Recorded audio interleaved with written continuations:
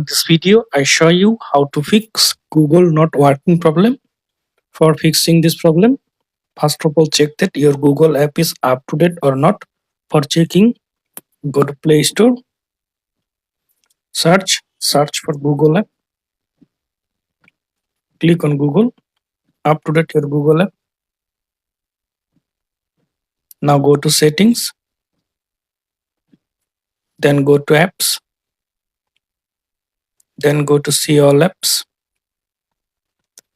Now search for Google, click on Google, click on force stop, click on OK. Now click on storage and cache, clear cache, then clear storage, then delete. Now restart your phone.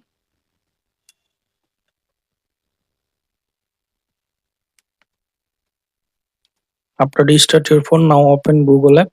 Now I hope that this method fix Google not working problem.